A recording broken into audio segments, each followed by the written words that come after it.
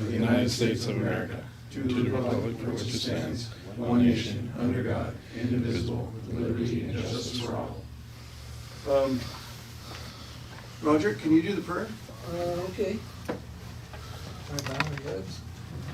Lord, we just thank you for this time together. And Lord, I just pray that you would just get things done where we just know what we're doing here in Civil Air Patrol, and that you would just bless us. And Lord, that you would bless those who are not here and not able to make it.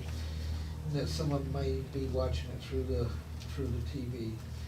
And Lord, I just thank you for our government and for who we're working for. And Lord, I just thank you for all the things that we're doing to just save lives. Lord, in your name we pray. Amen. Thank you, Roger. Well, welcome everybody. Welcome back. Welcome back. Tonight is supposed to be aerospace education. XDN hasn't called me and told me he's not going to be here, so he might be late. And I have nothing prepared. So, general subjects. Our aircraft, our 7598 Zulu, has been relocated to San Diego for a few weeks. So we have nothing to fly for now. And the reason why is because their aircraft, their turbocharged 182 actually had a bad turbocharger that they had to have repaired. So they put it in the shop and then they borrowed ours. We will be getting out 887 Charlie Papa, I believe tomorrow afternoon at least. That's a 182 G1000 environment. I think we're going to keep it here for a while. At least I'm going to request it to be here until we get our aircraft back. 437, which is our Turbo 206, has been upgraded. Instead of getting it July, we're going to get it in either late July or August still. So that's what I predict. So, but it'll have a brand new overhauled engine in it, and hopefully we'll be able to keep it around here long enough to get all checked out in it and get some flights in it. So TLC for the first couple 100 hours? What's that? TLC for the first 50 hours? Yeah. So we're going to have to, because it seems like the pilots that have been doing the first 10 or 15 hours on most of our aircraft have been a little bit more brutal than they should. We're going to try to pick somebody to fly that the first 10 or 20 hours to break it in correctly, because it is turbo, so you get that a little bit too hot, you just burn it right up. Brand new engine. Get it back in time for summer. Yeah. So that's what's happening with our aircraft. And just so there's some good stuff and bad stuff. But it's not unusual if you see it. We always cycle aircraft around and try to get them used where they need to be used.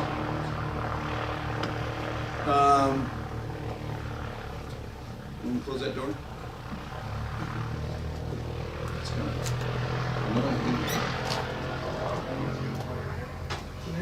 Why are they flying? Yeah. So last week, what did you guys talk about with Terry? The G1000.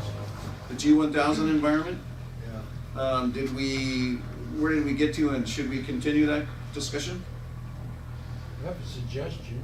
What's that? Go Let's ahead. go general like we did the other time. General? General, yeah. Just general discussion? Mm-hmm. I have no problem with that. So, does anybody have any topics they'd like to go over? You asked me earlier, what you have to do. When you're a new member, you have 90 days to get your level 1 completed after you get your CAP ID number. So when you send in your application, it takes about a week and a half for them to get it, log you in, and you get your CAP ID number, and then they send it out a little welcome package of some sort. So it takes about a week and a half. Once you do that, then you pay your squadron dues.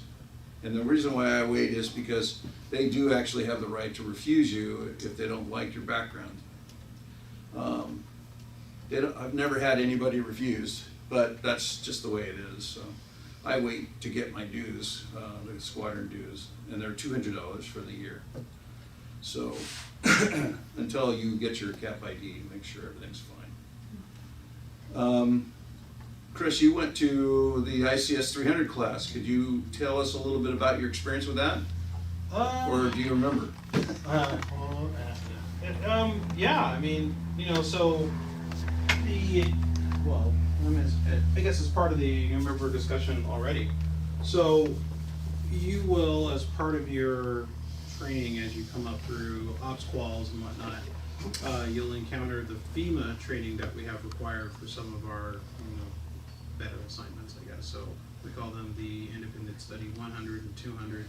There's also the 700 and 800, and all of these are talking about the National Incident Management System, which of that, we're trained primarily in the ICS, the Incident Command System, and that's so that you understand where CAP and you as a member of CAP during an incident where you fit into the national structure. It's important because CAP, fire, police, medical, we all get together to work on different types of incidents, right? It could be a fire, it could be a disaster, it could be anything really. So where do you fit? I mean, we're in CAP, we have a number of different assignments that we try to do. So knowing where you fit in that system means you have to learn the system. So National Incident Management, or NIMS, ICS, the Incident Command System, that's part of IS 100, 200, 700, and 800. And you learn about the various components of those.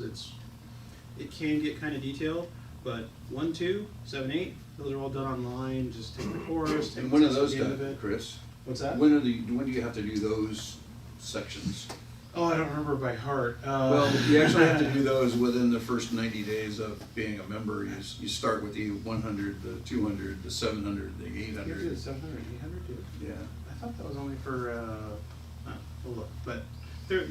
You'll read about it, Yeah. and if it's part of your SQTR, which is the guidelines that we use to continue as CAP, then you'll go onto NIMS, Yep. and you'll do it with FEMA, right? Yep. Yeah, Yep, so this is- FEMA will hold those basic 100, 700, 200, 800, all those.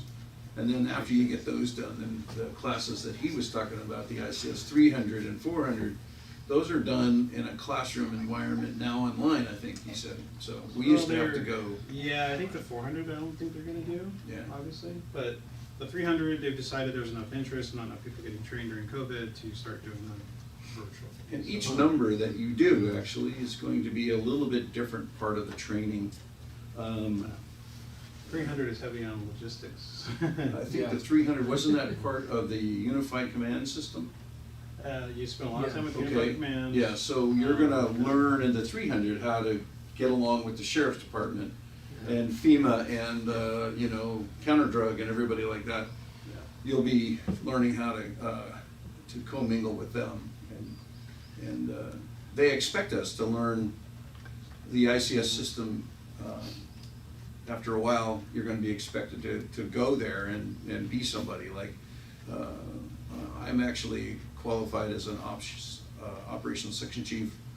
I'm qualified as a planning section chief and AOBD, and many other sections, so that means that if we have a natural disaster of some sort and they say, hey, we need a planning section chief, I've been trained in the system where I should be able to and sit right down and know how to do my job. So, and that's what we're trying to train everybody to do, other than flying. So, Yeah, the classroom ones Yeah. are really neat. They're Yeah. a lot of fun. They really are. Yeah, they should, it's a different experience. Yeah. when I did my ICS 300 and 400, I did it in the EOC of Los Angeles. Yeah. Right, so they did the with Emergency sheriff's. Operations Center of Los Angeles County, which was Yeah. a really beautiful place to go and train and do that. So That's where they recommended for those of us who Yeah. wanted to go on to the 400. I wish that we could put a field trip together and go see that facility. Mhm. So it's a fully self-sustaining facility for, I think, I think 2 weeks or something like that. It has gas generators, it has its own water system, it has everything, so you can go there, do your work, and if everything around you falls apart, it still functions, so. And not leave. Yeah, you cannot leave, right. And the important part of it is, I mean, it's a part of our training, or obviously it's required for moving up through the ranks, but everybody focuses on flying safety, which they should. They absolutely should, because that's part of our job, but we also are emergency services. So the general kind of how do we fit into that system and how we work with all those units, that's all very generalized training. And they even go into the things like, you know, like we say AOBD. And it's one of those things where it's like, well, that's a part of the operations section, and you should know where that fits into the operations section. And there's a whole discussion about don't use our acronyms, use the common terms. And but it was really good. I mean, it's hard. In the virtual format, they start with a scenario, and the entire class, the entire weekend, you're going back and forth with this scenario. And ours was a flood, which we all started laughing because we're California. Most of us were California based, and we're like, "What's this wet stuff falling out of the sky?" We didn't even know what to do with Fire. it. Yeah. So it was really good, and I think the 300 is one of the first intermediate. So you won't run into that one until you start bidding for a safety officer, for any of the kind of medium level or in section chief positions. Yeah, And I planning think- section, ops Yeah. section. I think to get the planning session, you gotta go through ops, and you go through ops, you gotta do logistics. And it's just like, Yeah. if you go in and you start looking at it, that they have kind of a way that they want you to learn the staff positions. Now, how often do we actually get together and form a whole base staff to do an incident? Not often, only for like SARXs, but, Well, that's what the SARXs Yeah. are for, is so we Yeah. can train and we can practice doing those jobs, and control and demand. learn how to do some of those jobs as well, so. Yeah, so it's really good, but you start learning the logistic stuff, you know, how do we put together these incidents, how do we plan? So there's a whole discussion about, at the start of an incident, what do you do, and how do we start getting through the process, and then the cycle, you know, the operational cycle. So there's something that you will start hearing about throughout all of this is, whether it's 12, 18 hours, whatever it is, whatever the incident cycle is, there are things to do the entire cycle, and where you fit into that equation defines what you're gonna be doing, so. Great training. I mean, now that I'm at 300, I thought I was gonna be a little overwhelmed, and then you take the pre-test, and I think I got almost all of them right, and you took the test, and I missed one question, which bothered me, but it's like at the end of that, I actually do have a pretty good understanding of ICS at this point, which when I started with the IS 100, I was like, this is way too much information, so it does work.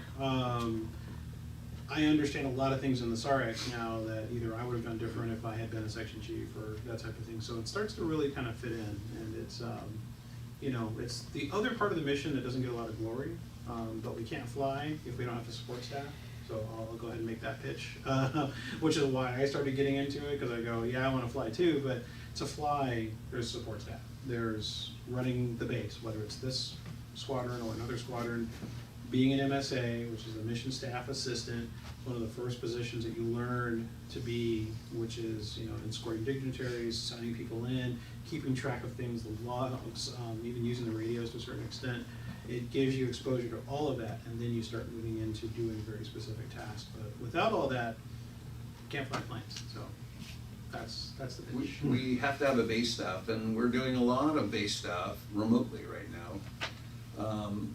We had to do that for the COVID, and I think everybody started to like that because, you know, they didn't have to drive to Put a uniform on, drive in somewhere. Van Nuys and stay in a little uncomfortable building, you know, for the day or the weekend, and you know, sleep on the floor and, you know, eat bad food, and not very desirable. But this is a base. This is the EOC of Civil Air Patrol for Southern California. This is AEOC, which is Emergency Operations Center. I've set up this base for the last 10 or 12 years I've been here, and it's mission ready all the time, which means that you can walk in the door, set down your computer, turn it on, and you are your base instantly. We have Wi-Fi, pretty fast Wi-Fi. We have all the records. We have a room for planning section chief. ops section chief, air crew training, air crew briefing and debriefing here.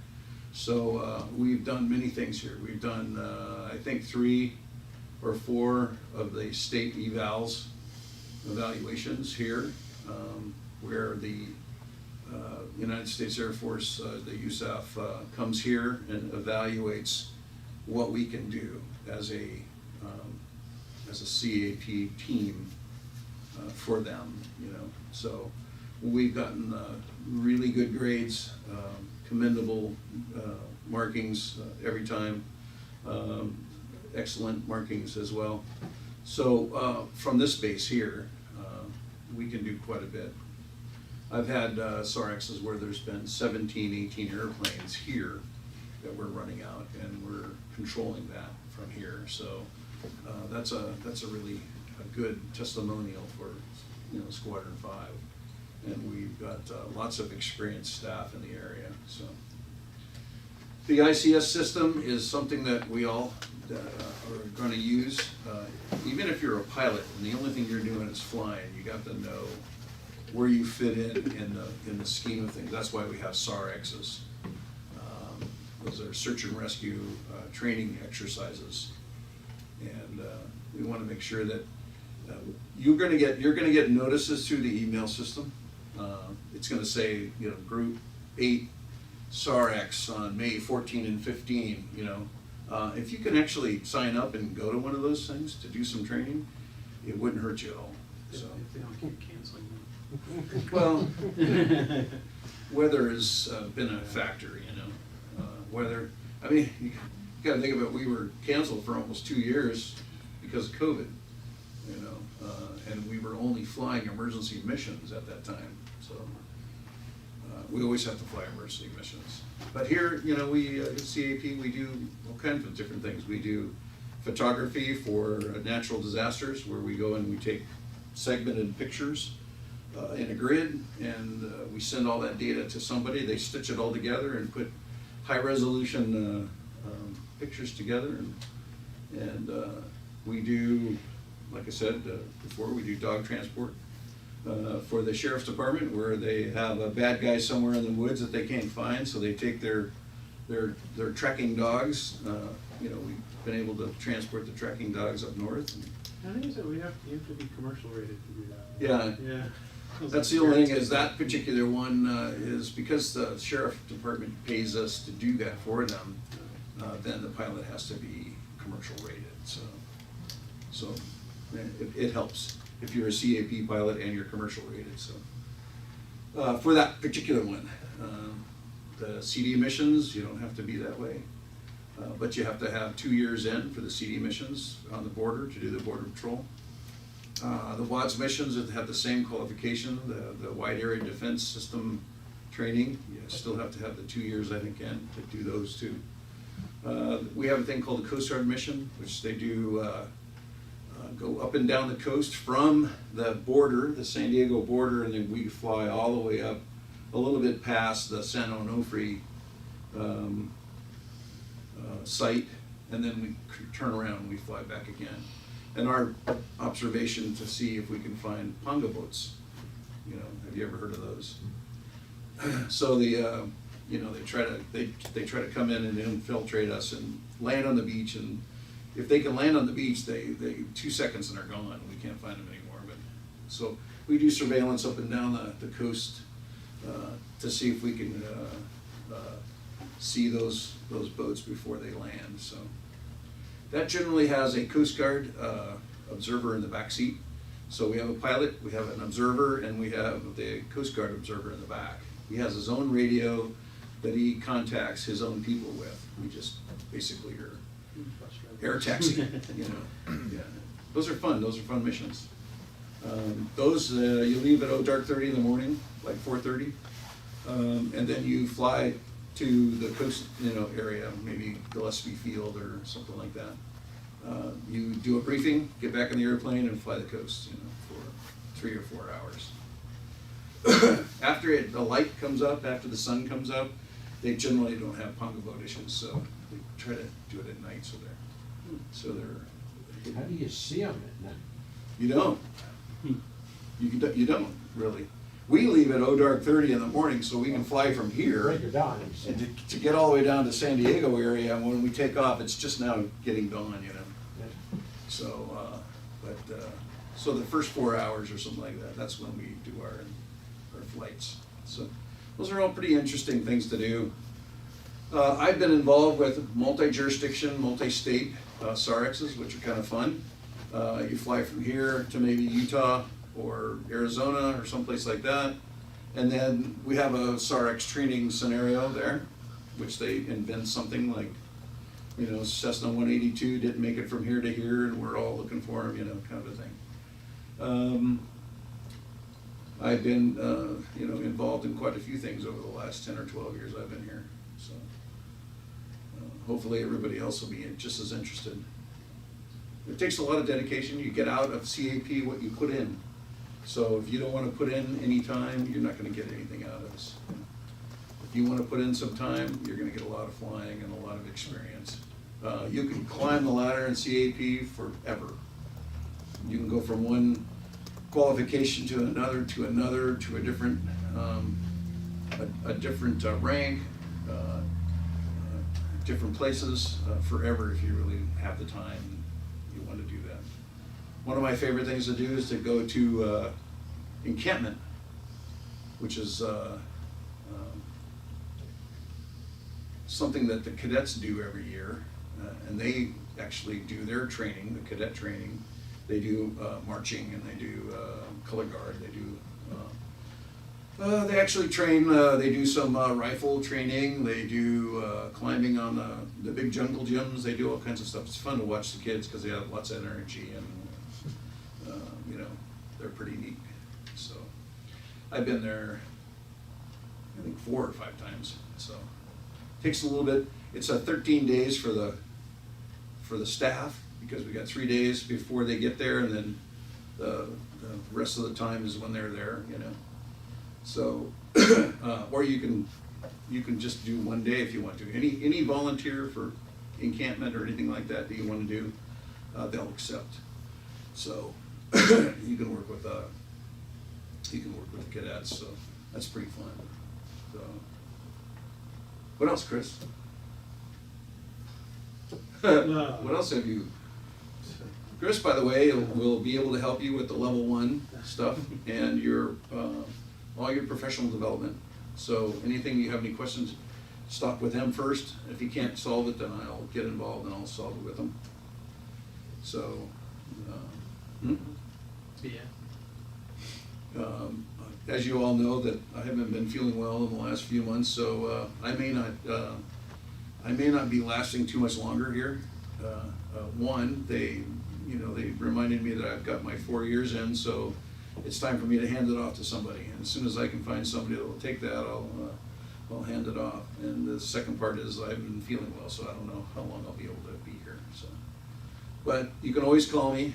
I can always answer questions over the phone. I worked with Mike a couple of times on his computer, linked up, and we fixed things for him. So if you guys got any problems, I'll try to do that. I'll try to help you out anytime I can. So Chris as well, if he's got the time, I'm sure that he'd help you out.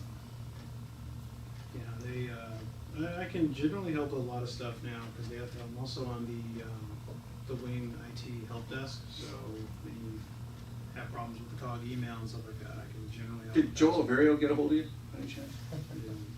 Joel? Joe Overio.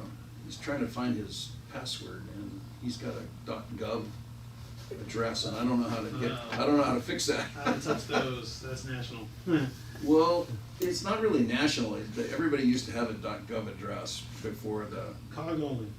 But I can find out. I mean, that sounds like a national issue because we have to escalate it against that. But general IT issues I can generally fix, not just in this squadron, but if you have a COG email and you're having problems with something going on with COG, I can fix that. They also may be group personnel, so if you want to award someone, you see someone doing something good in CAP, I can walk you through that process. Every member of CAP, you'll learn this in level 2, but every member in Civil Air Patrol can award somebody, can request an award. So you see somebody doing something good, write it up, and I can kind of look into the process. It's super simple. It's how we get paid as volunteers. So, so Yeah.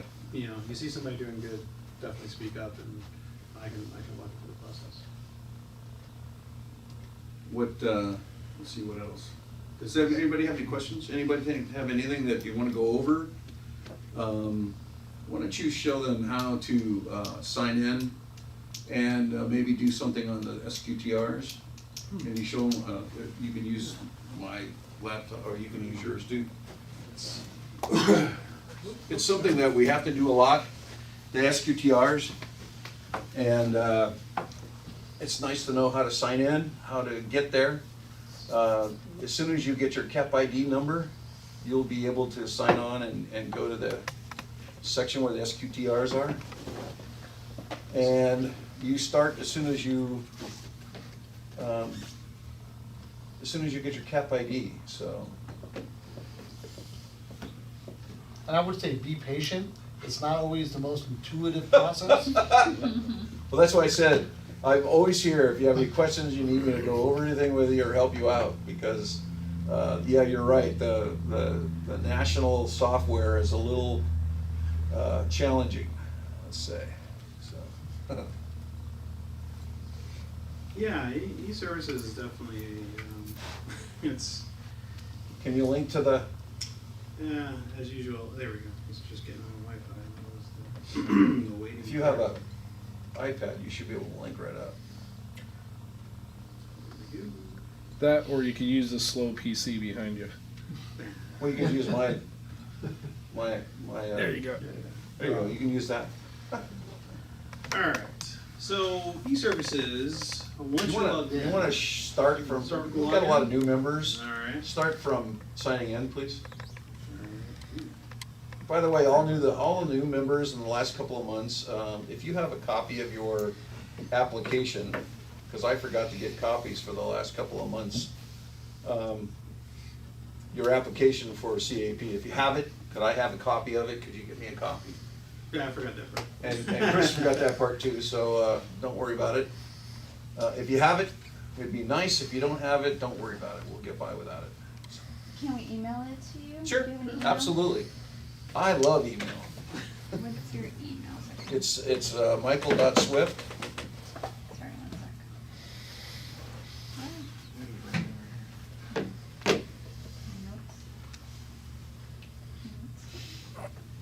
Notes. Stand by there, Chris. No, Sorry. Technology.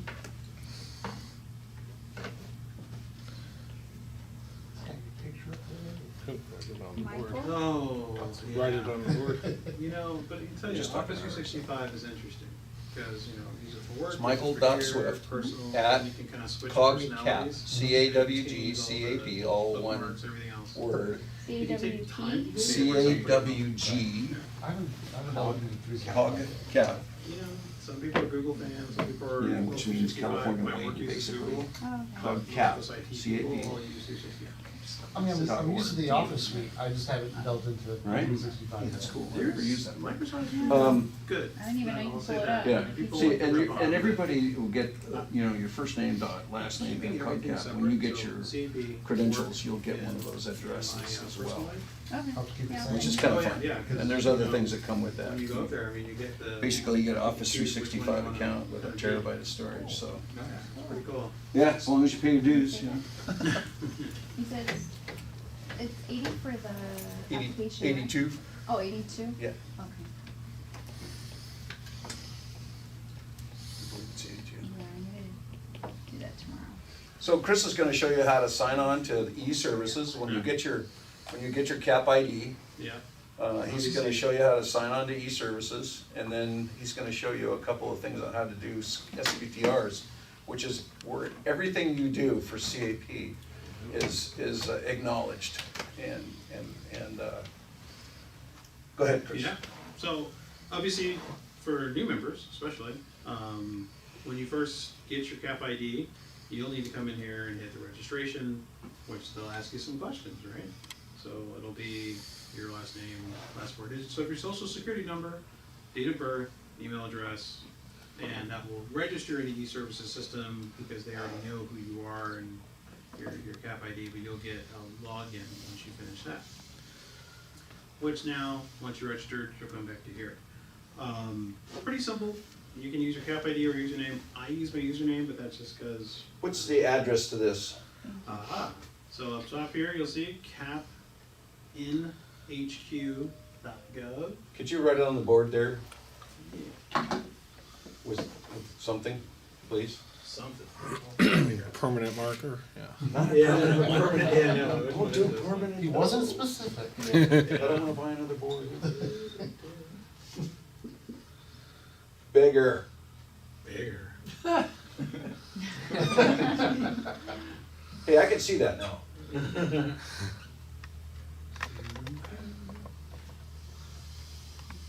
Hotel Quebec. It's, yeah, HTTP :/:.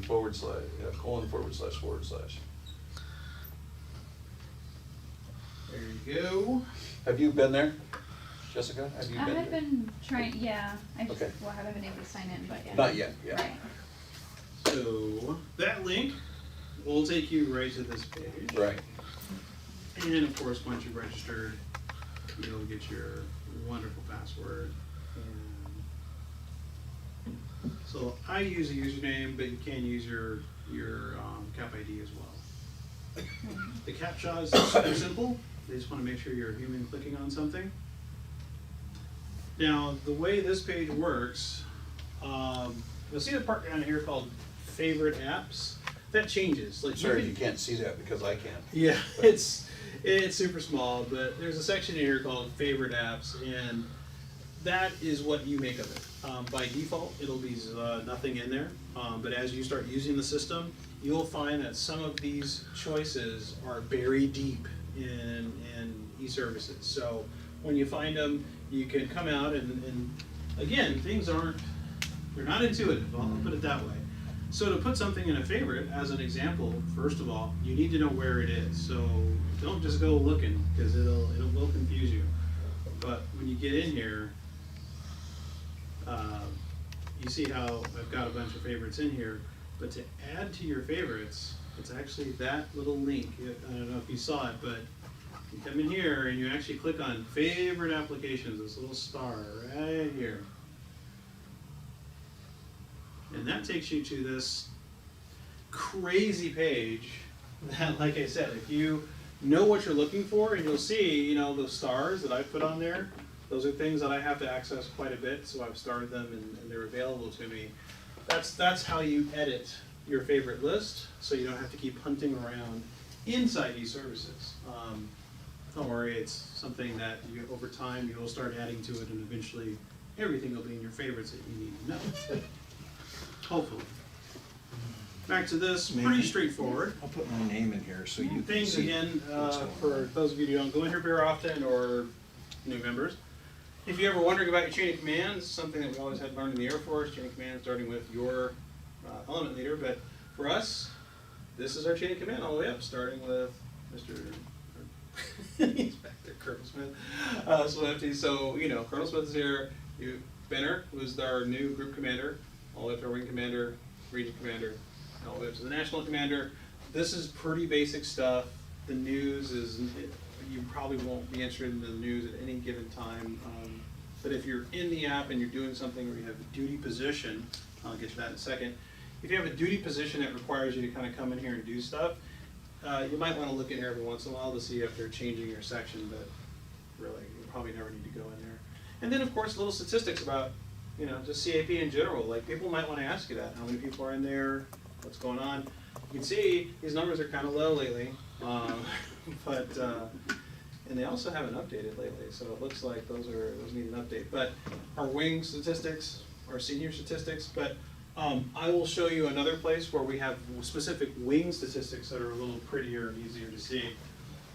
But anyways, where he was referring to is something called Squitter. So Squitters is part of you'll get very used to this, and I'll try not to be too speaking Having too trouble much. getting in. No, you're fine. There's a part called Ops Quals, what we call it, Operations qualifications. And you'll see it's kind of in this section, right? Of course, you don't get the highlighter. It's right in here. Ops quals, for most of you that are coming in to fly planes, get used to this section. That, and the 2 steps down, WIMMers. Get used to those 2 sections. You'll spend a lot of time in there. You might as well just bookmark them or favorite them from the start. But we'll get used to ops quals because you will have to go in there quite a bit. And that's where we get Squidder from. Does not like me. It's okay. Mike's Today. breaking stuff. Fine. So Every ops once in a quals, while, it, ops doesn't quals like, is an interesting place. It looks pretty good.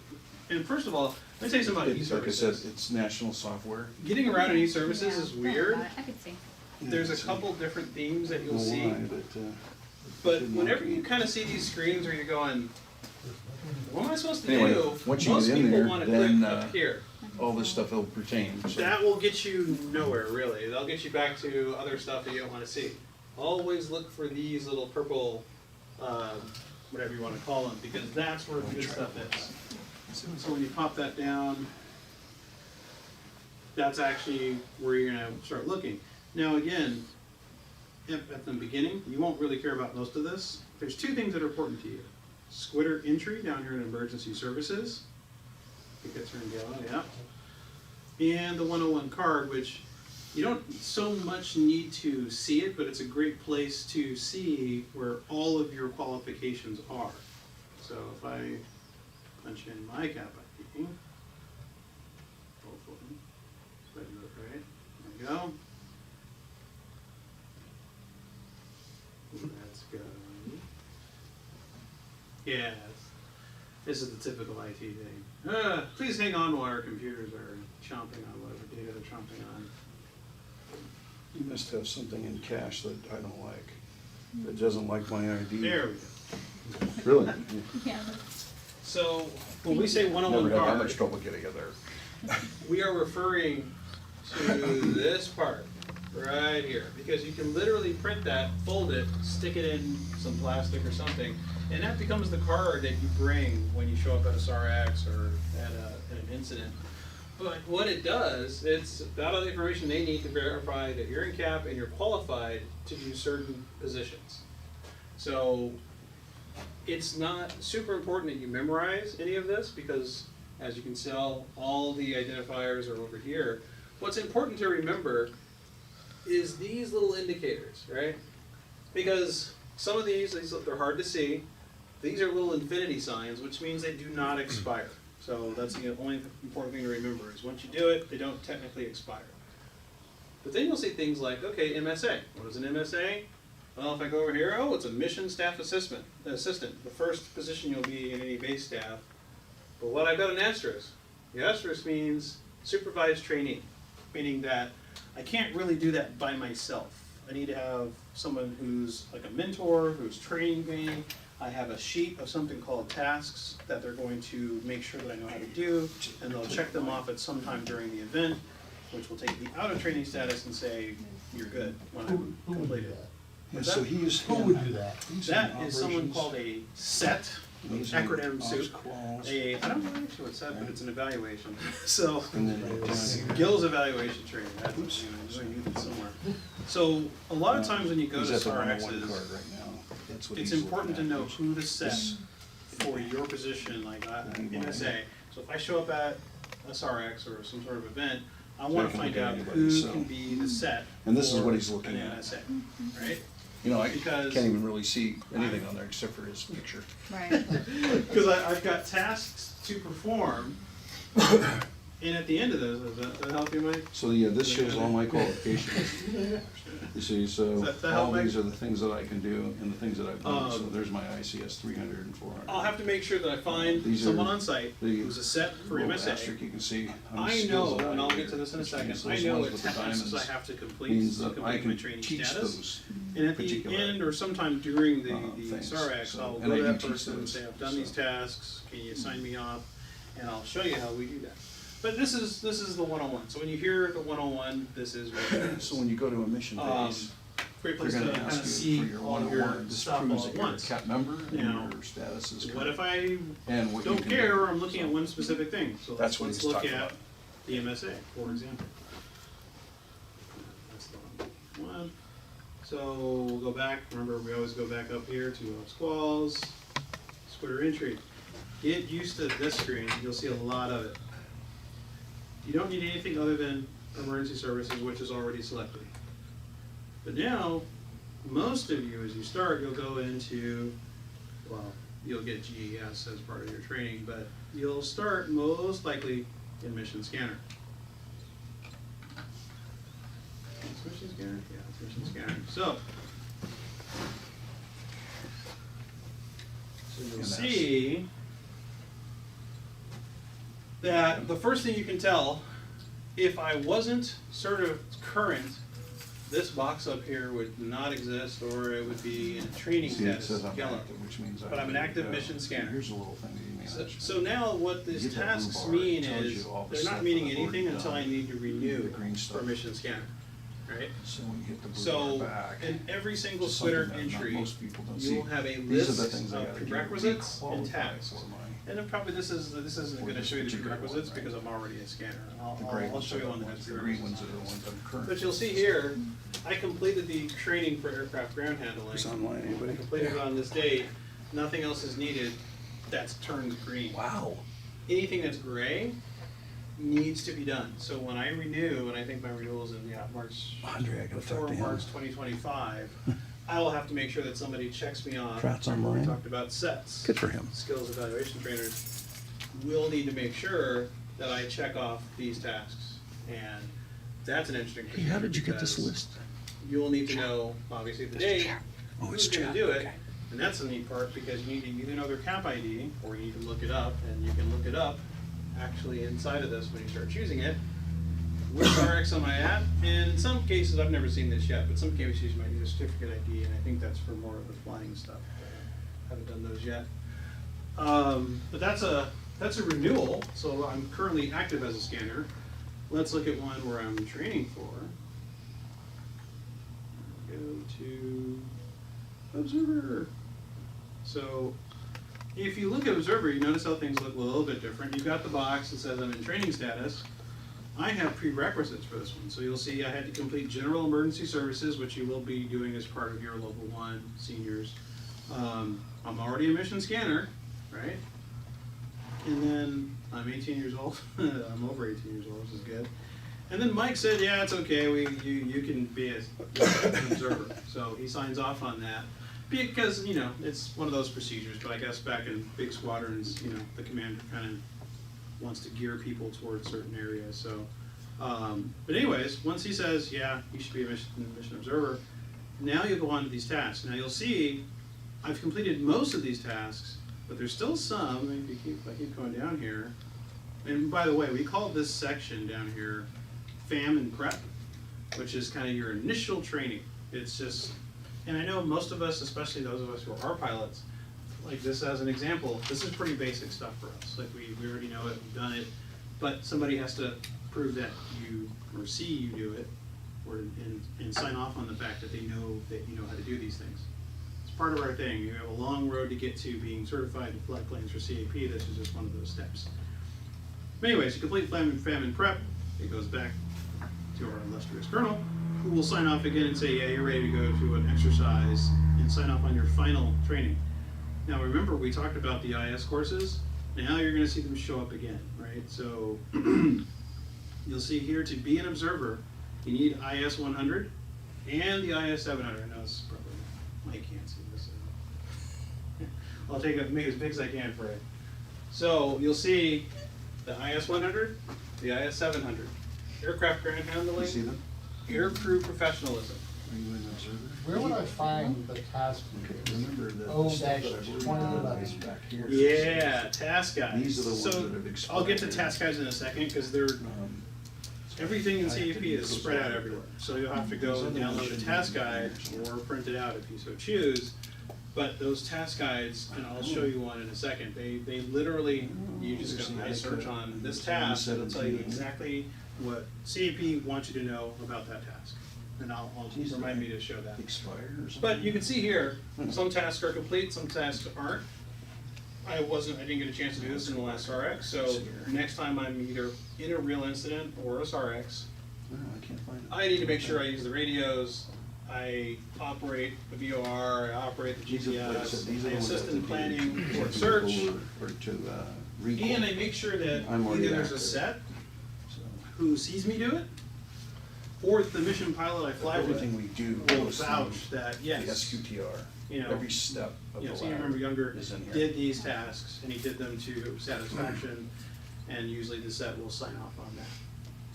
And once they sign off on it, it goes to Mike, well, I think it goes to you just because you do everything at this point. Well, typically the stages, it goes from you send it up. Yeah. When you say that you're done, submit, it'll Yeah. go to your commander. So I'm currently the commander, so it goes to me first. Then it goes to the group commander, and then it goes to the wing commander. So each step has to approve you to do that, just to make sure that you're getting the correct and And just so you guys know what I'm referring to is, so one of the things is a misconception is that, oh, I showed up at this RX, they signed me in, therefore I'm good to go. This will just be filled in automatically. No.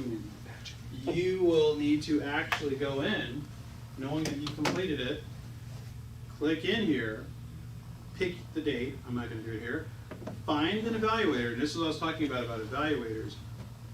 Oh, I don't know Mike's cap ID by heart. Well, actually I do, but that's a different situation. What I can do is start looking. I know his name, and now I get a list of all these different people with the name of Swift. We know who our Blood Illustrious Commander is. We click on him, and this is the important part. I'll zoom this up a little bit.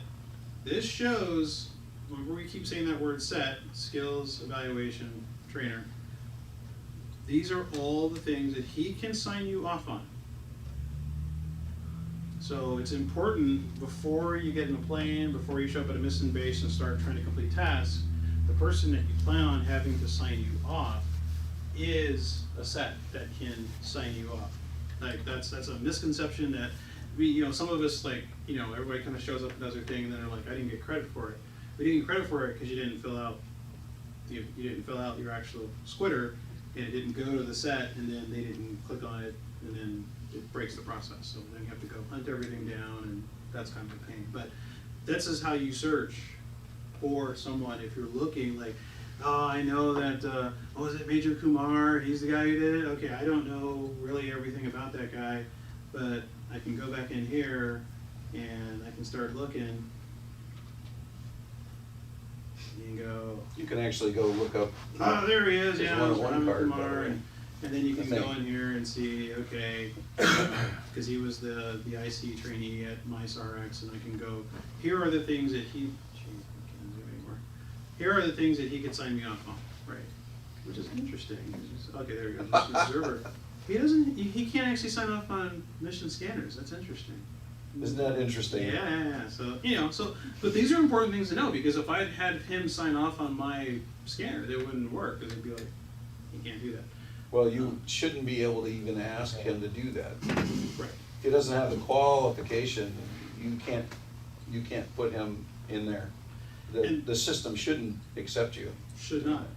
And of course, and in this particular case, and I think, I don't think it's, if this was done during an exercise, you would have to put an exercise number in here so that we can actually, and actually, well, it's a good exercise I'll show, is if someone's curious, can do that, and once you filled all this in, you always have to make sure at the bottom of the screen here, I'm not gonna hit it, jack up mine.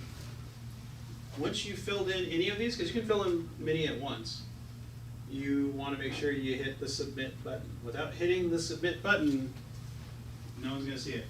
How can you do Everything multiple will go at one time? away that you're trying to do. What's that? If you don't hit submit. You don't hit submit. Now, if you want to do all these all at once, or more than one at once, there is a multi-squitter entry, which I have not used, and it scares me. No, I won't say it scares me, but again, you go back in here, and I can go in and actually do a lot of these at once, but you'll see it's a little bit different because it doesn't have any prior knowledge of my completion. So I think I have to actually, Well, that was for the purpose of the checkbox in the section bars. oh, I see what you're saying. Oh, no, I was thinking of multi-square entry, that's different. What is that, what's that qualification Which one? that you're looking at? Oh, it was mission observer. Okay. But I think what he's talking about is if you're doing a bunch of these at once, you can do them on the same screen. Yeah. So if I was in here, What you have to do is you have to do one first, complete it, like you have to put the mission number in, you have to put the evaluator in, you have to put the date in. Then once you do that, then there's a little box over there that you can check. yeah, I can go in. And then you hit the little picture of the screen over there, and then it fills it all out for you. Yes. And yes. it'll take you about 14 tries before you get that figured out. Yeah, So, that's always because this fun. is national software, and it's kind of quirky.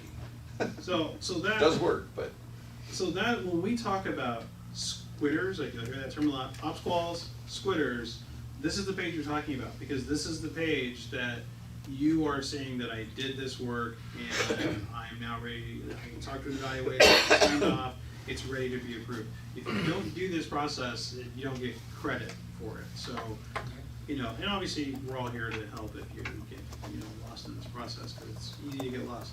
Now, the one thing we were talking about is, I think it was, well, before I leave that, there's another thing that you have to do in here. It's always exciting for all those pilots, especially. Well, not just pilots.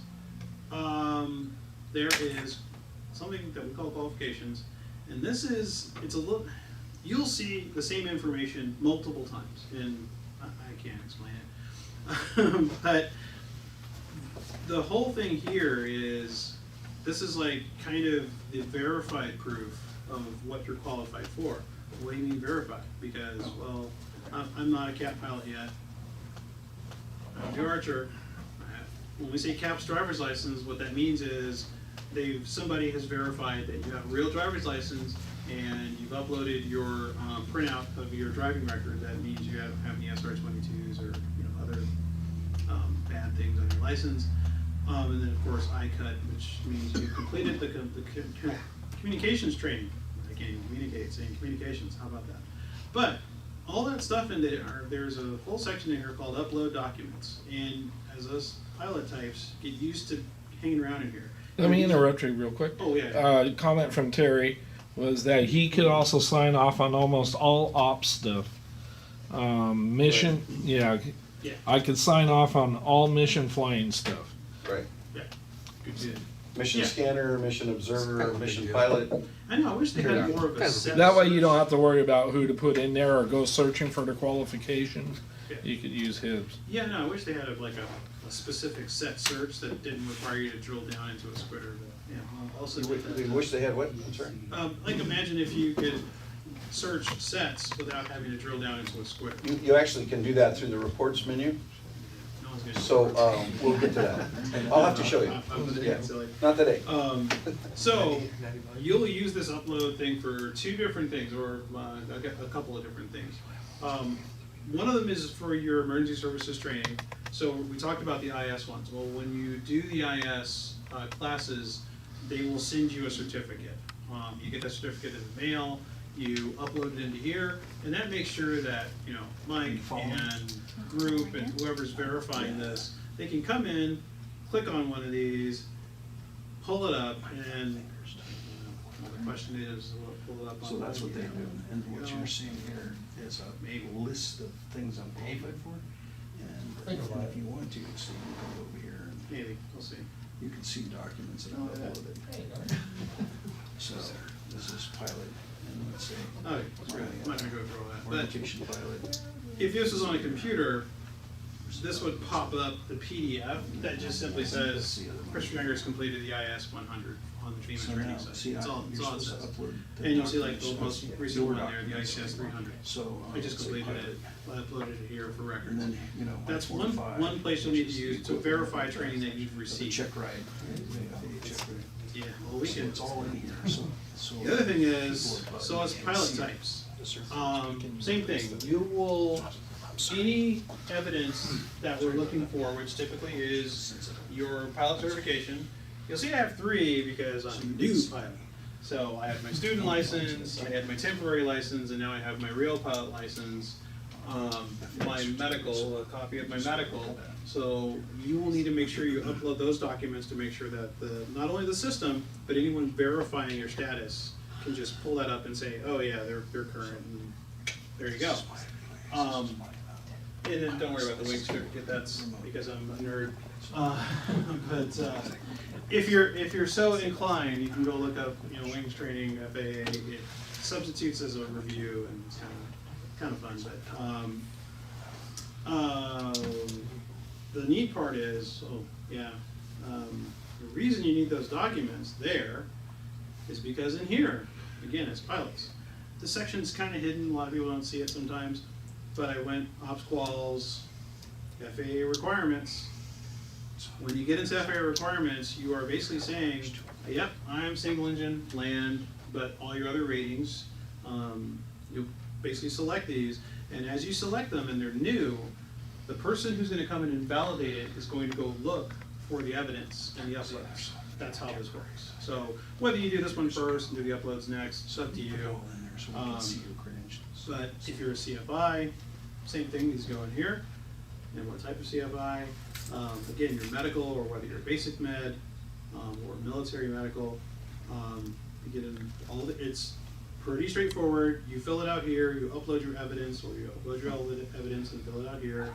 And you'll see, so the wings program, I'm not going to go too far into it, but whether you do a flight review, or you do wings, or you do both, like me, because again, I'm a nerd, those go in here and their evidence gets uploaded, and now people can verify that you have a current flight review. That's it. Do not mistake these down here for, oh, yeah, I'm 14 CFR 6187, which is what I thought initially. This is for CAP training, not for FAA training. So when you are a solo pilot, or solo glider, or solo balloon, this is for CAP ratings, not for your FAA ratings. I don't know why they don't specify that here, but that's what it is.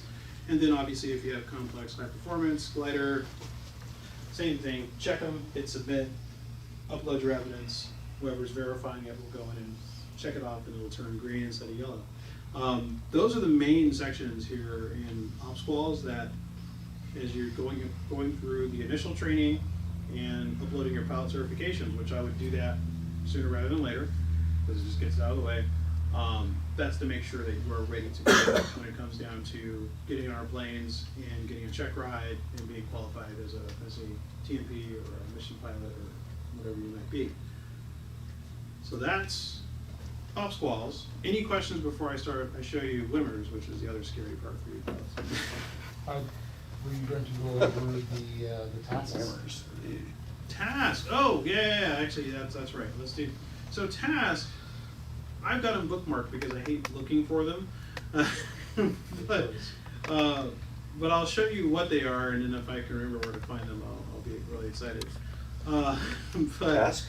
What's that? What do you call it? A task guide? Task guide. Yep. You mean like the books in front of you? So what I was going to show people is like, yes, they are here. Yeah. But if you're Yeah, at those- home, getting them ready, getting ready to print out, or It's national. I've actually seen, well, this last SARX, somebody was rather industrious for the ground teams, because a lot of times, but it matches for air crew as well. When you're going through your task guides, you can print them out because they're just big giant PDFs. They take them out to Kinko's, or do they still have Kinko's? I don't know. Off the Staple, I'm amazing myself. Go to Staples or wherever, and or FedEx or UPS stores, and print out a small booklet-sized version of it, and throw them in your flight flag or whatever, because then you'll have access to the tasks right there. They come in kind of handy. But as far as getting to them, so I bookmarked it, but let me see. Let me try to see if I can do it real quick. NISA, there you go. Ops, NISA main menu, and then you start looking for hook. I don't think that's right. Is that right? That doesn't look right at all. It didn't take me to the NISA main menu. It's bastards. No, okay, I'll screw that. I'll just go here. That takes me to the same place. Now it's broke. Is it the ES task guides? Yeah, I think I have it somewhere here. It's under Yeah, there we go. operations, I under look for, regulations, if that's the red one. it'll take you here. However you want to get there, you can go Civil Air Patrol, look for these. Try that.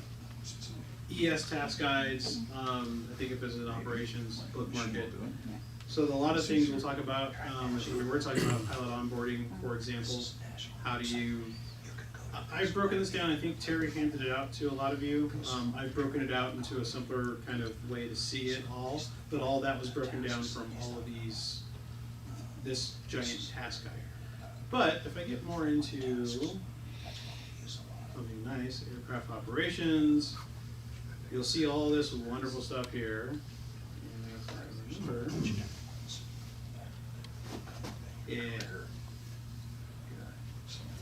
This is national, and you can get there anytime. now we're fooling us. Where's the air crew? All that air crew fun stuff. Ooh, no, I'm lost. How about that? It seems good, but it's not really. Hmm. What are you looking for? Yeah, you know, I think I got the wrong link for task guides.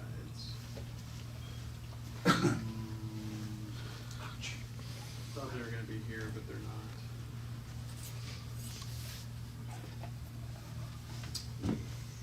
Yeah, ooh, I was looking for these earlier. I'm glad I found that. Anyways, I know I have a link to them, I just, I'll do it the lazy way, which is I've got links to most of this stuff up here somewhere.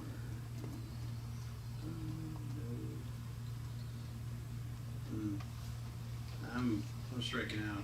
Where is it? Jessica found it. There we go. Why is that so big? You get to teach the class. This is actually the preferred place we want you to go, because all the task guides are here. So that one, and I'll write that one down. Yeah, what's the address of that one? Yeah. That's on the national website, by the way.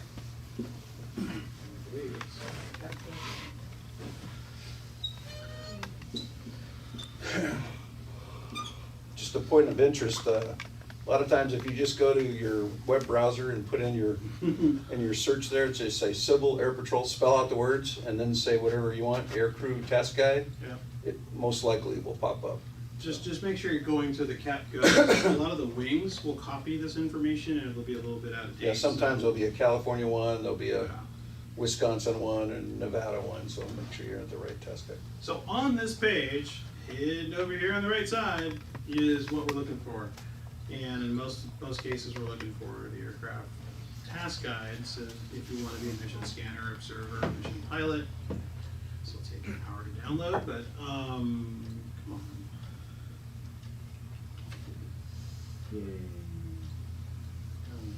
I think I need to reboot that router. Really? That's what In the room with the AP, I don't know why it's so slow.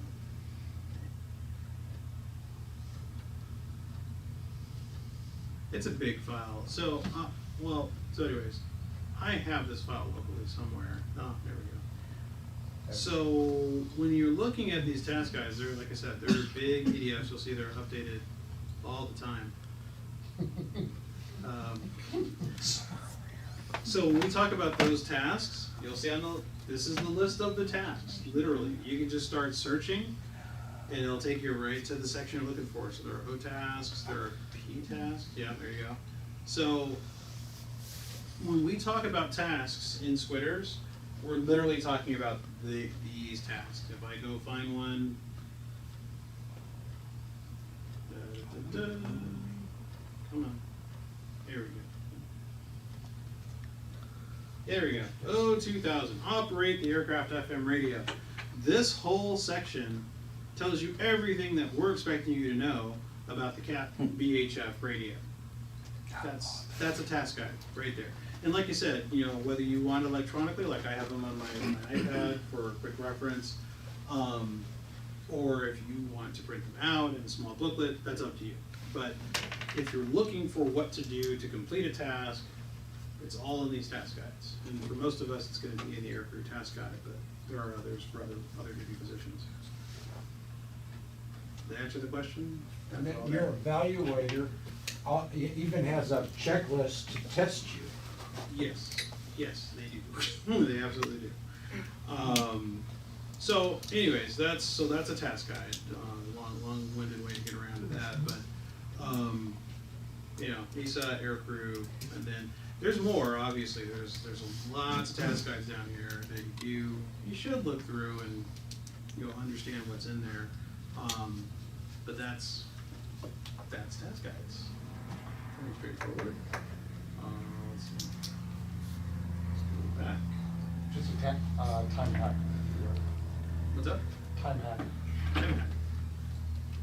Whoops. Hey, I got a Wimmers question before. What, in other words, I wanna go in and practice in Wimmers and then cancel what I put in. What is the qualification that enables you to go into Wimmers? In other words, It's not a qualification, it's an application, right? That's a good question, because I know we had some trouble with some of my access into Wimmers. the access requirements. Yeah, Mike, do you know are there specific duty positions? Sorry? Are there specific duty positions that give you access to Wimmers? Or less access? Like, I'm assuming it's based on duty position. Actually, if you have a cap ID, you should be able to go into Wimmers. There will be things that are suppressed that you cannot get into if you don't have the right credentials, which means if you're not a pilot or something like that, AOBD or something, What, for you instance? may not be able to get into it. Sean told me that, scheduling Wimmers, and I don't think I could get in there and do it. You can't schedule an aircraft, Okay. because you're not really a trainee. So what happens is your trainer pilot will have to do that for you. Okay, so how do you practice in Wimmers? I heard you could do it. Well, there's certain things you can practice and certain things you can't. Well, you can't practice You scheduling can't, aircraft. you shouldn't be able to practice scheduling until you get a credential of some sort to do Okay. that. Lon said there was, Why don't you and I get together Yeah. and we'll see if you have qualifications to do that, okay, okay? Separately. All right? Well, we filled up an hour. How did we do that? It's very easy to listen to you for an hour. Do you have any closing statements? No, we go around the room. Anybody here have any questions? We have some visitors. uh-oh. Yeah, you have to do the visitor thing. Most of these visitors have been here actually more than 3 times, so, has anybody here not been here 3 times? You haven't been here 3 times, right? Today's the third time. It's the 3rd time? You wanna stand up, tell us who you are and why you're here? Again? Again. This is the last time, because this is your 3rd time. So Third time doing it. It's the hazing. it's the hazing we get to do, you know? Yeah, my name is Rodney. So I'm currently working on my commercial. I should be done by next month. I just came here just to gain experience. In the meantime, I've been building hours. So I didn't obviously come here too much to build hours, just more experience type thing. That's pretty much it. You wanna participate in the fun stuff. Yeah, exactly, Because you're a yeah. pilot already. Yeah, so just There is some things that we gotta do your level 1 and we gotta do some of the basic stuff, but yeah. So, anybody gonna be doing the, scanner training? Anybody here wanna do scanner training? I can do that for you, but I like to do that one-on-one on a Saturday or something like that. If you're a pilot, it takes between 4 and 6 hours. If you're not a pilot, it takes 2 days. Okay, because I have to teach you what latitude and longitude is and how to read a chart, and I have to do all those things. When you're a pilot, you already know how to do those things. So, any questions at all? All right, well, we're at 8:10 right now, and meeting is adjourned until next week. Any subject that you want to talk about, please give me an email. Say, hey, look, I want to talk about this, and we'll try to put it in the curriculum. That way, some of you new people can learn stuff that some of you established people already know. So the hardest part about my job here is I have new people, I have medium people, and I have older people. So how do you talk about something for the whole meeting that everybody's interested in? It's very difficult. So we kind of switch and we kind of do some different things. So And then,